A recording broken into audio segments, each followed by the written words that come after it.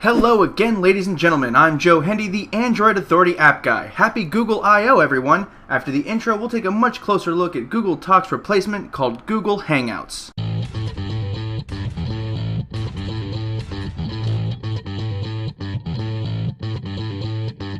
So does everyone remember when we all thought this was going to be called Babel? Those were good times. When you first open Hangouts, you'll be greeted with a fresh new interface. It opens to your current conversations, then you can slide to the right to start a new Hangout, which is the new lingo for starting a new conversation. When you slide to the right, you can see your most frequently contacted acquaintances, and below that is everyone else in your circles. If you're like me and have a lot of people circled, this list can get pretty gigantic. You can tell if a contact is online if their profile picture is slightly faded or fully clear. Slightly faded means unavailable, while fully clear means the equivalent of the green dot in Google Talk. Once you open a conversation, you can slide back to the left to get back to the active conversation list. You can click on the plus sign at the top to start a new Hangout. To archive conversations, simply slide them off the screen. These can be viewed later in the Archived Hangouts section. Next to the plus sign is the three-dot menu button. Click it to access things like archived Hangouts, Hangout invites from other people, and you can even set notification snooze for a period of time so you don't get notifications for a while. So if you were to say sleep, set it for 8 hours and Google Hangouts will not bother you until you wake up. There's really nothing all that special about the settings menu. Essentially all you can do there is change your notification behaviors like ringtone and vibrate controls.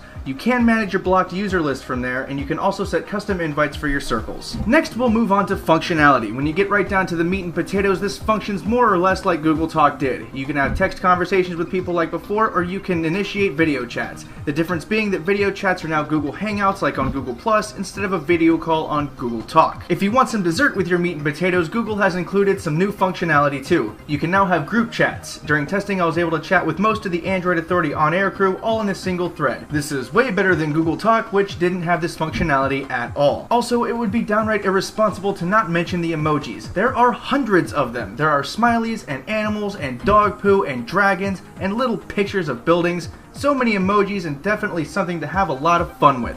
In the Chrome extension, you can make unicorns dance across the chat window. Sadly, dancing unicorns is not part of the mobile app experience. The last thing we'd like to mention is the ability to now send images directly over the app. This functionality wasn't really there in Google Talk, requiring people to post pictures elsewhere and then paste links. Now you can share right from your device. Just click the camera button next to the text entry box to do that. Overall, the new Google Hangouts app is a big improvement over the old Google Talk method. Unfortunately, we've seen a few launch problems. My HTC One didn't get switched from Talk to Hangouts for a full day after I updated, while my Nexus 4 updated right away. There have been some other temporary issues reported too, which has really dulled the excitement of the release. However, once these issues get ironed out, there will no doubt be a more positive outlook on Google Hangouts. The only potential issue is the SMS support, which is still a toss-up. We don't know yet if it'll get added, but if it does, iMessage be damned, because there will be a new universal message champion. If you want to get it, just update your Google Talk app to the new Google Hangouts, or just go get it from the Google Play Store. For those of you updating from the old Google Talk, it may take a day or so for the new interface to pop up. So keyword here, ladies and gentlemen, is